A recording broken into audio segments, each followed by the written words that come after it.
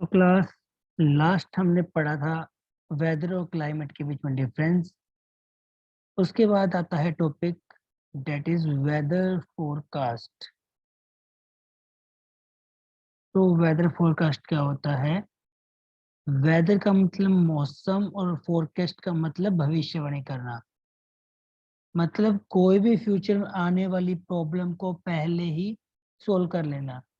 Forecast हुआ कि आज शाम को बारिश आएगी, ठीक है।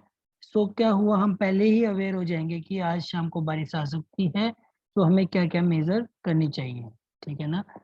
So means any advance information, कोई भी पहले इंफॉर्मेशन मिलना अबाउट द प्रोबेबल वेदर, कोई भी वेदर में प्रॉब्लम आने वाली हो उससे रिलेटेड पहले ही इंफॉर्मेशन मिल जाना, ठीक है। और प्रॉब्लम कौन सी, जो फ्यूचर में आएगी, which is obtained by evaluating the present and past meteorological condition। इसको कैसे obtain किया जाता है, कैसे देखा जाता है, फोरकास्ट कैसे किया जाता है? प्रेजेंट की सिचुएशन देखी जाती है और जो पहले की वर्तमान के बाद में वर्तमान और जो भूतकाल था पास्ट काल में, ठीक है।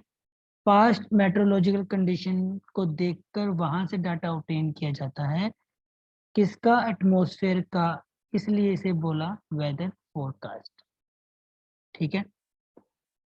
Next is agricultural weather forecast. अब एग्रीकल्चर वेदर फोरकास्ट क्या होगा? एग्रीकल्चर का वेदर फोरकास्ट कि आज टेम्परेचर कितना होगा, रेनफॉल कितना होगा, ह्यूमिडिटी कितनी होगी, विंड कितनी आएगी, सनशाइन कितनी होगी, रिलेटिव ह्यूमिडिटी कितनी होगी, अकरेंस ऑफ ड्यू क्या होगा, ठीक है। So forecasting of weather element with sunshine hour की एस्टिमेशन करना, ड्यू कितना होगा उसकी एस्टिमेशन करना, रिलेटिव ह्यूमिडिटी की एस्टिमेशन करना, रेनफॉल की एस्टिमेशन करना, कितनी रेनफॉल होगी, टेम्परेचर, विंड, इन सब की एस्टिमेशन करके जो फोरकास्टिंग की जाती है उसे हम कहेंगे क्या?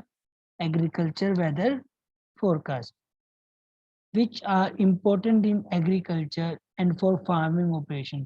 बिकॉज ये जितने भी मेजर हैं ये सभी के सभी इंपॉर्टेंट है किसके अंदर? फार्मिंग के अंदर, इसलिए इसे बोल दिया एग्रीकल्चर फोरकास्ट, ठीक है। अब उसके बाद एक पॉइंट आता है ड्यू। ड्यू क्या होती है? देखो, सर्दियों में अब जब आप देखते हो जो लीफ होती है, लीफ की टिप पर एक छोटी सी ड्रॉपलेट होती है, वो droplet due to the dew होती है, ठीक है। वो क्या होती है? ड्यू।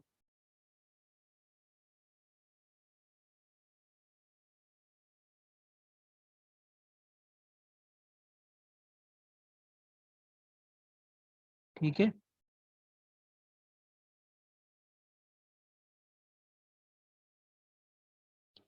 नेक्स्ट हम वो करते हैं in weather forecasting the advance information of weather. इसमें हमें एडवांस इंफॉर्मेशन मिल जाती है वेदर की, कुछ एलिमेंट के बारे में पता लग जाता है, जैसे रेनफॉल, वार्मिंग क्या होगी, हैवी रेनफॉल होगी, ठीक है, या लोअर रेनफॉल होगी, टेम्परेचर कितना चेंज रहेगा, कितना वेदर वेदर हैजार्ड रहेगा, बर्फ पड़ेगी या नहीं पड़ेगी, स्नोफॉस्ट होगा या नहीं होगा, स्काई कवर आएगा या नहीं आएगा, क्लाउड्स आएंगे या नहीं आएंगे, हवा चलेगी या नहीं चलेगी, ह्यूमिडिटी होगी या नहीं होगी, ड्यू ड्रॉट होगा या नहीं होगा, इवेपोरेशन होगा या नहीं होगा, इस सब के बारे में जो बताए वो सारा सारा वेदर फोरकास्टिंग के अंदर आ जाता है। Next is classification of weather forecasting. अब इसको टाइम स्केल के बेस पे तीन पार्ट में डिवाइड किया गया है, किसको? वेदर को। So number one is short range forecast, number two is medium range forecast, और number three is long range forecast. तो शॉर्ट रेंज फोरकास्ट क्या होता है? वो फोरकास्ट जो 3 घंटे से लेके 72 घंटे, 3 डे या फिर 72 घंटे के लिए वैलिड हो, उसे हमने बोल दिया शॉर्ट। जो 3 से 10 दिन के लिए वैलिड हो वो मीडियम, जो मंथ, पूरे मंथ के लिए या सीजन के लिए वैलिड हो that is long range forecast, ठीक है। सो शॉर्ट रेंज फोरकास्ट क्या होता है? ये बेस्ड होता है साइनोप्टिक सिचुएशन पे, at the time of forecasting के टाइम पे, उस टाइम पे जो टाइम होना चाहिए फोरकास्ट का 3 दिन से 72 दिन का होता है। ये एक दिन में 2 बार आता है, इसको एस्टिमेट किया जाता है, 2 बार इशू किया जाता है। It broadcast by local weather centre, इसको कोई लोकल वेदर सेंटर ही एस्टिमेट करके बता देता है। ठीक है। दूसरा medium range forecast. Medium range forecast का मतलब क्या होता है? वो रेंज फोरकास्ट जिसके अंदर 3 से 10 दिन का हम फोरकास्ट कर सकते हैं। ठीक है। सो मेट्रोलॉजिकल एलिमेंट का अगर फोरकास्ट करते हैं क्लाइमेटिक जोन का, उस पीरियड रेंज में फोरकास्ट किया जाता है। और इसको ब्रॉडकास्ट कौन करता है? Weather forecasting centre Noida, UP. ठीक है। So next is long range forecast. Long range forecast 10 days से ऊपर का जितना भी वो हमारे लॉन्ग रेंज में आता है, इसमें मंथ का, पूरे सीजन का एस्टिमेशन करते हैं, इसे कहते हैं लॉन्ग डे फोरकास्ट। और इसको ब्रॉडकास्ट करता है IMD Pune Maharashtra. IMD Pune Maharashtra. Medium को डब्ल्यूएफसी नोएडा। और शॉर्ट रेट को कोई भी लोकल कर देगा। ठीक है जी। तो नेक्स्ट मूव करते हैं।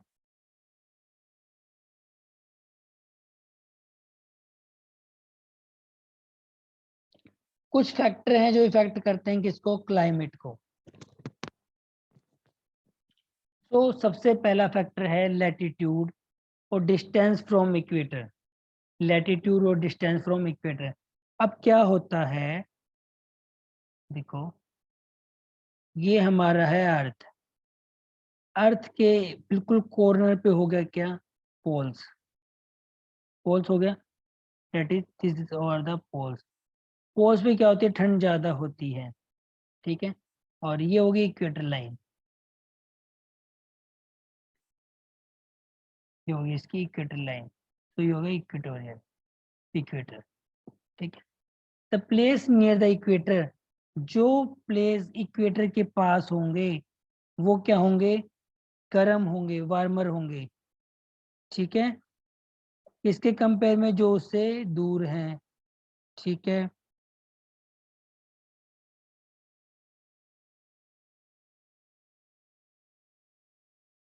अब ऐसा क्यों हुआ? ऐसा इसलिए हुआ कि जो रेज आती हैं सन रेज की, वो वर्टिकली इक्वेटर पे पड़ती है डायरेक्टली। ठीक है। एंड स्लांटिंग इन टेम्परेट और पोलर रीजन। देखो, अब जो सन की रेज आई वो डायरेक्टली तो पड़ेगी किस पे? इक्वेटर पे। और स्लांटिंग पड़ेगी किस पे? टेढ़ी पड़ेगी इस पे, पोलर रीजन पे। ठीक है। तो जो वर्टिकल रेज है वो कंसंट्रेटेड होती है एक स्मॉल एरिया पे, एक स्लांटिंग वन पे। अगर स्लांटिंग वन की बात करें, in the case of polar, polar पे क्या होगा? जो हॉटनेस वार्मर होगा वो क्या होगा? कम होगा as compared to centre. Centre पे क्या हुआ? इक्वेटर पे क्या हुआ? जो सन की रेज है वो डायरेक्टली पड़ेंगी शॉर्ट टाइम के लिए, और वहां पे टेम्परेचर इंक्रीज हो जाएगा। But in case of equator, in case of poles, वहां पे क्या होगा? स्लांटिंग गिरेगी जिसकी वजह से टेम्परेचर क्या होगा? कम होगा। ठीक है। Again, the vertical ray pass through a shorter distance in the atmosphere because reaching the Earth's surface, therefore, lower the latitude, higher the temperature. जितना ज्यादा लैटिट्यूड कम होगा, अब आपको पता होना चाहिए एल्टीट्यूड किसे बोलते हैं, लैटिट्यूड किसे बोलते हैं। जब हम ऊपर जाते हैं, ठीक है, पॉइंट से ऊपर जाते हैं, चाहे हम इधर से ऊपर गए चाहे हम इधर से ऊपर गए, तो डेट इज कॉल्ड एल्टीट्यूड। अब हम इधर से ऊपर जाएंगे और इधर से ऊपर जाएंगे तो ये हो गया लैटिट्यूड। ठीक है। तो वर्टिकल रे pass through a shorter distance in the atmosphere by reaching the earth's surface, therefore lower the latitude, higher the temperature. Latitude जितना लोअर होगा टेम्परेचर उतना ज्यादा होगा। क्यों होगा? देखो, लोअर लैटिट्यूड होगा तो नियर बाई जीरो आ जाएगा, मतलब किस पे आ गया? इक्वेटर पे। और इक्वेटर पे आ गया तो टेम्परेचर ऑलरेडी क्या होगा? ज्यादा। And vice versa. या फिर ये भी हो सकता है कि इक्वेटर दूर है। ठीक है। इक्वेटर से, इक्वेटर से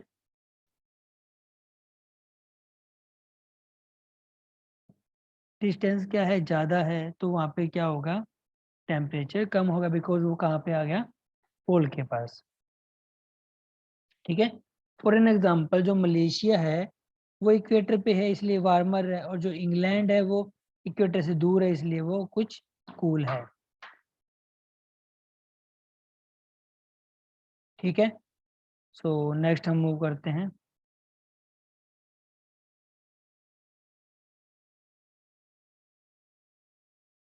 नेक्स्ट फैक्टर एल्टीट्यूड और height from the mean sea level. We all know that mountain are cooler than the plain. हमें पता है कि जो माउंटेन्स होते हैं वो प्लेन एरिया से ज्यादा ठंडे होते हैं। पता है इस बारे में। शिमला जो है वो हाइयर एल्टीट्यूड पे सिचुएटेड है, और वो ठंडा है किससे कंपैरिजन में, जलंधर पे। Although both are almost same altitude, दोनों का जो लैटिट्यूड है वो तो सेम है, बट टेम्परेचर डिक्रीज क्यों हो रहा है, ड्यू टू द हाइट। जितना ऊपर चलते जाएंगे उतना टेम्परेचर कम होता जाएगा। For a vertical rise of 160 metre, क्या लिखा है कि अगर हम 165 किलोमीटर की मीटर तक की एज पे जाते हैं तो ऊपर जाते जाते टेम्परेचर क्या होगा, डिक्रीज होगा। अगर हम 165 सेंटीमीटर के अबव चले जाते हैं तो जो टेम्परेचर होगा वो धीरे धीरे वापस इंक्रीज होना शुरू हो जाएगा। ठीक है। सो अगर ऑन एन एवरेज देखा जाए तो जो डिक्रीज आएगा अप्रोक्स वो आएगा 1 डिग्री सेल्सियस का। इसलिए जो टेम्परेचर होता है वो डिक्रीज करता है, इंक्रीज हाइट, उसकी हाइट को इंक्रीज कर देता है, और उससे उसका टेम्परेचर क्या हो जाता है, डाउन हो जाता है। ठीक है।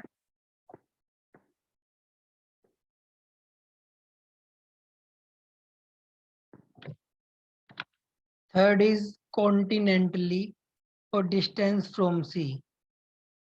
तो water is bad conductor of heat.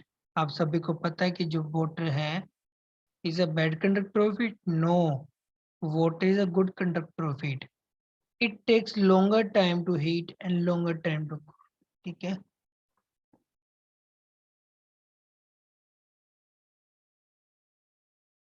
ठीक है, इसमें क्या होगा, ये क्या करता है, लॉन्गर टाइम लेता है हीट में और लॉन्गर टाइम लेता है ठंडा होने में।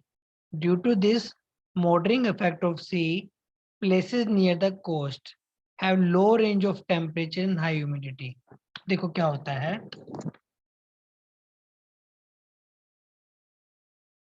सी के पास जो टेम्परेचर होता है वो कम होता है, इसलिए जो कोस्ट हो गया, सी कोस्ट हो गया, वहां पे टेम्परेचर लो रेंज होगा, और वहां पे जो ह्यूमिडिटी है वो क्या होगी, हाई होगी। वो प्लेसेस जो इंटीरियर कॉन्टिनेंट में है, इफेक्ट उस पे क्या आएगा, सो सी का इफेक्ट आएगा, और वहां पे जो टेम्परेचर होगा एक्सट्रीम पे होगा, मतलब वहां पे टेम्परेचर क्या होगा, हाई होगा। So the place far from the sea, sea से जितनी दूर होगा उतना ज्यादा उसका टेम्परेचर ज्यादा होगा।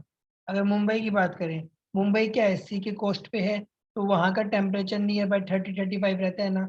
इसी वजह से जितना कोस्ट के पास होगा उतना टेम्परेचर कम रहेगा, और जितना कोस्ट के अगर दूर होगा उतना टेम्परेचर ज्यादा रहेगा। नेक्स्ट फैक्टर है nature of prevailing wind, the on.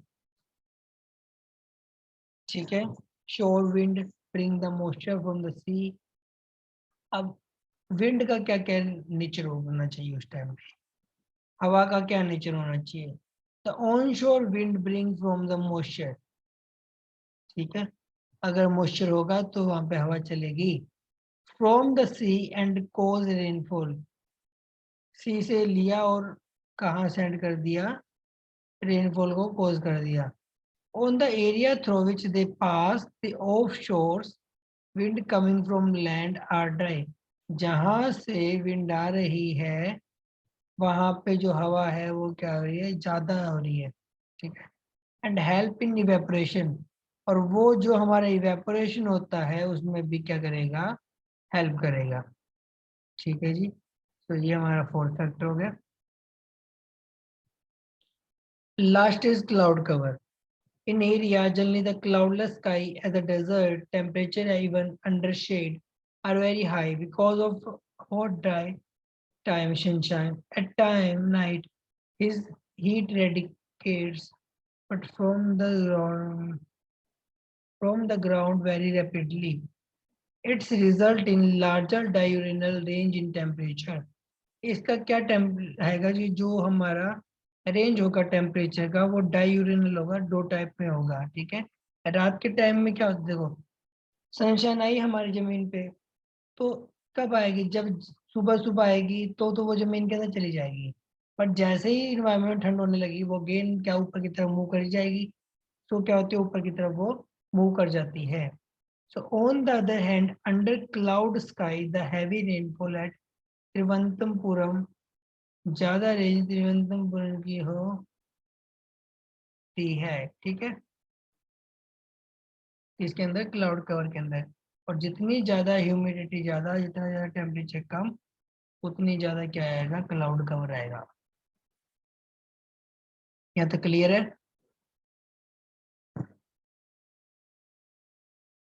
Next हमारा ocean currents. Ocean water move from one place to other partially as attempt to equalise temperature and density of water. आपको पता है जो ओशियन का water है एक place से दूसरे प्लेस में मूव करता रहता है, किसके लिए, इक्वलाइज टेम्परेचर मेंटेन करने के लिए। Ocean currents are larger movement of water, usually from a place to warm temperature to one of cooler temperature, vice versa. तो जो ओशियन है हमारा उसका करंट है large movement of water, large movement of water है, इसलिए क्या करते हैं वार्म टेम्परेचर होना चाहिए, कूलर टेम्परेचर होना चाहिए, at vice versa. The warm ocean current raise the temperature of the coast and sometimes bring rainfall. जो वार्म ओशियंस होते हैं, जो गर्म पानी के ओशियंस होते हैं, वो क्या करते हैं कुछ टाइम में क्या करते हैं, बारिश करने लग जाते हैं, रेनफॉल करवा देते हैं। And sometime brings rainfall while the cold current lower the temperature, जबकि जो कोल्ड करंट ओशियन होते हैं जो ठंडे होते हैं वो क्या करते हैं, फॉग को क्रिएट करते हैं कोस्ट को, ठीक है। तो नेक्स्ट आपको पढ़ने की है नहीं, इम्पोर्टेंट है नहीं है, फिर भी थोड़ा पढ़ लेते हैं। Port Bergen is a Norway is a free from ice even. जो नॉर्वे है उसमें आइस बिल्कुल भी नहीं है। In winter due to warm north and clotting break, while post to back in Canada remain frozen during winter month, ठीक है। तो पोर्ट ब्लेयर की बात करें, जो नॉर्थ एंटार्क्टिक चल रहा है वो डिफ्ट रहता है, ठीक है, क्योंकि जो कनाडा है वो कुछ मंथ के लिए क्या रहता है, ठंडा रहता है। Next is port Bergen. Port Bergen में क्या है, the on shore wind passing over a warm current carry warm air to the interior and raise the temperature of the inland area. Similarly, the wind blowing over cold current carry cold air to the interior and create fog and mist. तो क्या करेगा ये, cold air और mist की formation कर देगा, ठीक है जी। नेक्स्ट हम करते हैं। नेक्स्ट हमारा फैक्टर है direction of mountain change. Direction of mountain पे डिपेंड करता है कि जो हमारी माउंटेन रेंज से चेंज चल रही है कैसी है। The mountain chain act as a natural barrier for the wind, ठीक है। माउंटेन चेन क्या है, नेचुरल बैरियर है, किसके लिए, हवा के लिए। देखो ये हमारे माउंटेन है, ठीक है, हमें पता लगी ये हवा यहाँ पे है तो टकरा के वापस इधर इस मूव कर जाएगी, पर ये इसके ऊपर से नहीं जाएगी, है ना, तो ये इसके लिए क्या बैरियर है। The on shore motion laden wind are force to rise striking against the mountain. इस टाइम पे क्या करता है, माउंटेन के अगेंस्ट स्ट्राइक करता है, कौन, हवा। एंड गिव हैवी रेनफॉल, जिसकी वजह से क्या होता है, रेनफॉल क्या होता है, हैवी होता है, और इसके विड्राल साइड भी इफेक्ट भी होते हैं। This wind descending on the leeward side cause very low rainfall. इससे क्या होता है, लीवोर्ड साइड पे जो हमारा रेनफॉल है वो धीरे धीरे कम होता है। The great Himalayan check the moisture laden monsoon find wind from the crossing over to Tibet. जो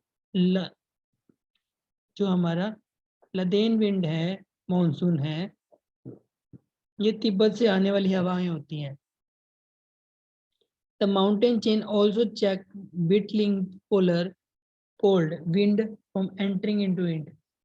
This is the reason for northern plain to India get rains while Tibet remain perpetual rain.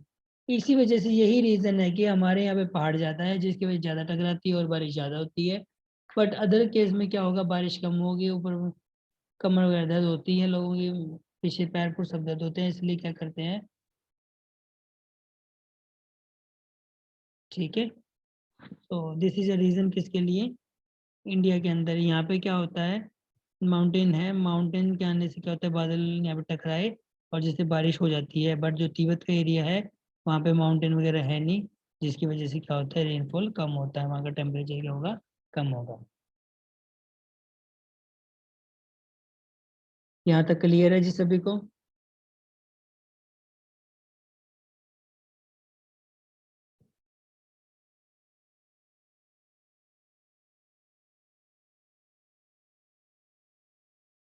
Eighth number जो factor है वो slope and is aspect है।